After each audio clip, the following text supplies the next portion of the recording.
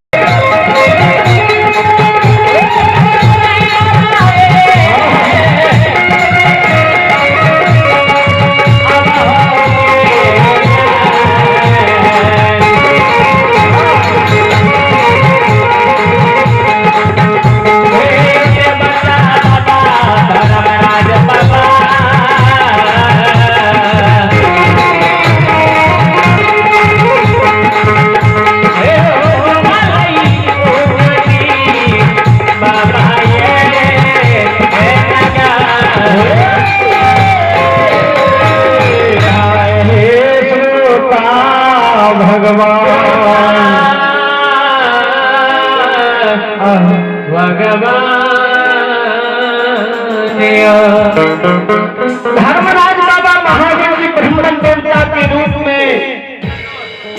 एक धाम दो धापत चर धाप में उजीपुर गांव जुमैया उदय के द्वार पर जाकर से ठार भाग लई उदय के नाम धर के भवन में पुकार कर चहे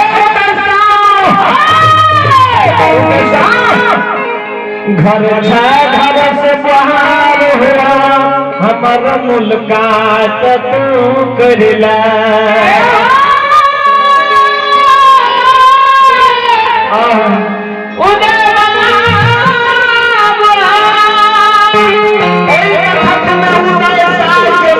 घर में रहे उदय बोलू चला दे उदय के कान में सबाद जाइया उधर घर से बाहर भाग के कन्हैया पर्दा लायक के द्वार पर नजर फिरा करके उड़ल नजर नाय के ब्राह्मण देवता पर पड़ गई दोनों काल जोड़ के उदेशा के मैं ब्राह्मण देवता के प्रणाम करैया उदेशा के नाय के मेहमान के सुन धर्मराज बाबा देख चिकल के ही उदेशा की अमा जिये जिये जुग जुग नाम दुनिया में चलतो हे उदेशा की अमा तनी बेटा के बोला दे तनी भेंट मुलाकात कर लेबै दू चार पद भगै त सुन लेबै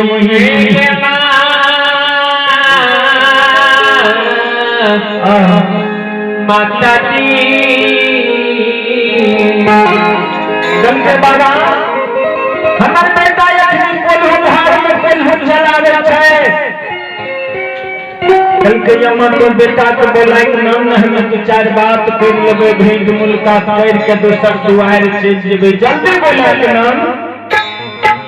उदय साहब के मां जब सुनै छै उदय साहब धर्मराज बाबा महावीर जी के शब्द में सुन के उदय साहब के मंगल के धर्मराज बाबा बेटा हमर कोल्हू घर में छै जाय छियै बोलबे यदि बेटा चल एतै यहां से भेंट मुलाकात कर लेते उदय साहब के मां पहला उदय साहब के लिया चल गेलै कोल्हू घर में जाके खार भाग निकल के हो बाबू उदय साहब